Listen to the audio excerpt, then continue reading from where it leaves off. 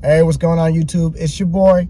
Today we're continuing our series on self-control, and we're going to go over mental self-control. Okay, mental self-control literally has two pillars. Okay, one is taking your thoughts captive and either one, cultivating them, or two, destroying them. Those are the only two pillars of mental self-control. Okay. That being said, if I get better information or my beliefs change, I reserve the right to change those. Okay? Today we're going to be talking about overthinking and intrusive thoughts. Those are the two areas of my life and other people's lives that I've talked to that they struggle the most. The thoughts that come in your head unexpectedly and the thoughts that stay in your head that overwhelm you because you're thinking about it too much. Okay? We're going to go over intrusive thoughts, then we're going to go over overthinking and how we conquer those things. 1. Intrusive thoughts. Here's the definition of intrusive thoughts. Last time I checked. Okay. Intrusive thoughts are unwanted, involuntary, or disturbing thoughts that can appear suddenly. They could be directed at people or oneself, or just any situation, mainly. Sometimes these things are things that contradict your beliefs or your values. I remember whenever I'm like over a ledge, like there's like a mini thought in my head, be like, jump. Like you're looking over and like, wow, I look like I could die from this height, and then like immediately just jump. Like those little skits where someone's on the roof and they're like, oh guys, do a flip. Do a flip. He's about to commit suicide and someone's being like, do a flip.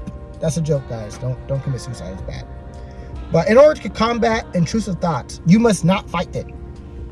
Don't fight your intrusive thoughts, okay? The more you fight your intrusive thoughts, the more intrusive thoughts you're going to have. And the worse they'll probably become because you're thinking about it too much, okay? You can't control intrusive thoughts, but you can choose what you do when they get into your mind, okay? So here's some ways you can combat it. 1, label and acknowledge your intrusive thoughts. Acknowledgement takes time. Sometimes you don't even realize they're intrusive thoughts because they just pop in it and then you dwell on it. You start thinking about it, okay? They're like, oh, out of nowhere. You don't even know where they came from, but you already know that they're intrusive thoughts, all right? I already told you what they are, okay? After you label the thoughts, in order to label the thoughts, sometimes you're going to need the dictionary. Okay? Google it, look it up. This is why speaking well and knowing the language, whichever language you speak, very well, so that way you can actually identify and label things properly. So that way when you start to identify when your intrusive thoughts are coming in, you can shut it down very easily, mainly because you already know what the problem is, so you can reach a solution significantly faster. Okay? Secondly, accept your thoughts. Okay, once you label them, you have to accept them. Okay, even though you feel the urge to do something, especially if it's something negative, don't. But Miles, it's super hard. It's going to take practice. It's going to take practice. When you have a negative thought or a negative intrusive thought, you just have to counteract it with a conscious positive thought. When you have a negative intrusive thought, okay, when you have a negative intrusive thought, okay, counteract it with a conscious positive thought. Okay.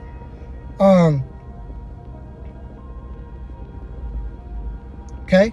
Something that counters or is the opposite of whatever that thought was. Unless it's positive. If it's a positive intrusive thought, awesome, great. But we're talking about the negatives. Secondly, meditate on it. Especially if you have time. Focus on the situation, the feeling, the feelings. Look into your life and see where those feelings or thoughts come from, because sometimes intrusive thoughts are just things that have happened over a long period of time that you never knew was there because you never thought about it. Something, especially the more morbid and more darker thoughts that you have that you don't want to have, you definitely want to look into that. Where in your life did that go wrong? Like recently, I was thinking about being violent with people when we get into arguments. Like, I'm always ready to like throw down sometimes when we get into arguments. That's mainly because I never had the level of strength that I do now in order to fight back against people who are either stronger than me, people who are more physically capable than I am. I just never had that. So I know for a fact that when I get into an argument, or especially like, I'm always ready to throw down because now I have the strength to do so. Okay. Being weak, like choosing to be weak, is not virtuous. Okay. Now, whether or not I can actually win that fight or win the confrontation, probably can't. But the idea is that I know in my heart that when I'm arguing with somebody, sometimes those emotions flare up. And so I know they're not real. I know they're feelings that are reacting to the situation. So that's why I don't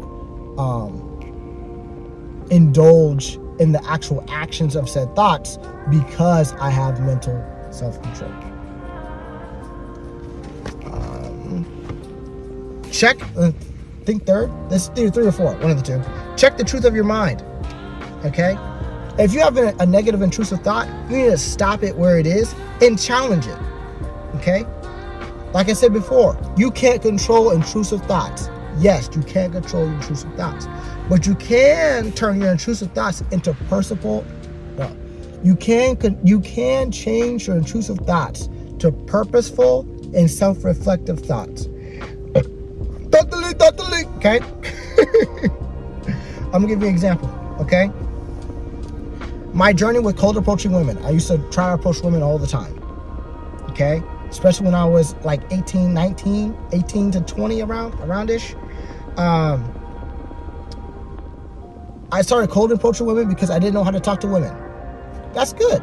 Going talk to women, learning how to do that, that's very important. But one thing that I got caught up in doing is that I was very lustful. I let my desires overwhelm me to the point where it dictated my actions. It dictated my thoughts. Because at some point, it stopped being about approaching women and started being about having sex with women, which is 2 completely different things. Okay? One is I'm trying to learn a skill. The other is I'm trying to smash. Okay? I'm Christian, so I have the Lord. I have to follow the Lord no matter what my actual thoughts are, and I'm going to fall short most of the time. But hey, if I can acknowledge it at the time and stop doing it, that's a victory for me. Okay? But stuff like that. I came to the conclusion that I don't like my lustful thoughts. Okay? That's labeling, acknowledging it. And that I don't want to get caught up in the heat of the moment of being taken over by my lustful thoughts and evil desires. Okay? After that, I meditated. I meditated on what did I actually want? Did I actually want to have sex with these women? Or did I want like an actual relationship with said girls? Right? I checked myself and I was just like, you know what? I do want a very deep, intimate relationship with a woman on an emotional level, on an emotional, physical level, because I never had it like that. Straight up, I never had it like that. Like platonically, got that in spades. Romantically, throw it out the door. Okay? Throw it out the door. Okay? So then, eventually, I came to the conclusion, keep in mind, this is when I'm 18, 19, 20. Okay? That I just wanted women to be attracted to me. Straight up. I just wanted women to be attracted to me. I wanted the attention that the tall guys got it. I wanted the attention of what the more attractive, guys my age were getting, and I was just like, what am I doing wrong? What am I doing wrong? I didn't know. So that I got caught up in insecurity, and I would have never thought that until I checked myself. Okay, so that's meditation. So I checked the truth.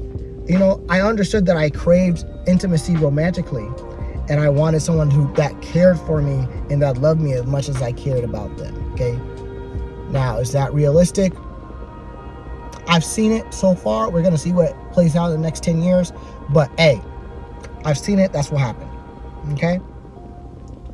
The practice of self-control led me to the thought of seeing attractive women, and that I should talk to her instead of not staring or even having a second glance.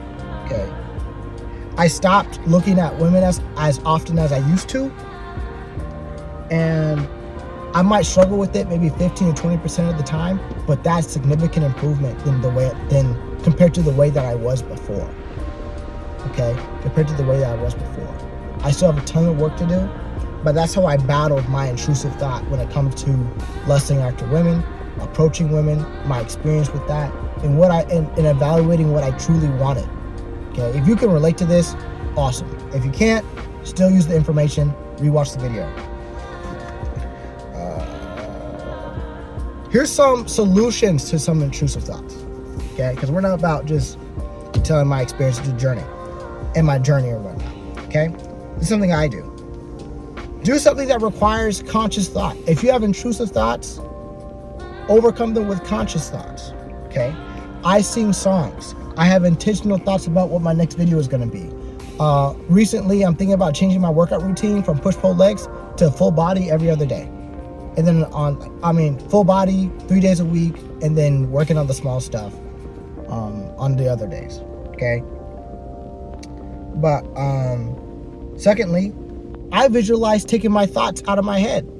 Like if I have an intrusive thought, I'll be like cutting my head open, opening up my head, pouring out my thoughts, and then, making sure it's all empty, and then like closing it. It looks weird in public, but you could do whatever you want to do. You could pour it out your ear. You can take it off. You like Spider-Man in that one movie, I think Spider-Man 3, with Tobey Maguire, where he's taking off the freaking symbiote suit. You could do that. But the whole point is that you visualize getting rid of the thoughts in your mind. If you need to do it physically in your mind, doesn't matter. That's what I do. I look crazy doing it sometimes, but that's what I do. Okay. Then lastly is journaling. I talk about journaling a lot, but journaling is extremely important because it's a screenshot, a progress pic of the way you used to think, and you could be thinking to yourself, why did I think that back then? Because you should be always improving. You should be always thinking about how you can be better, in some form or fashion. This is going to be part A of part 2 of our self-control series. I'm going on a little bit too long, but the next video we're going to be talking about overthinking. Adios.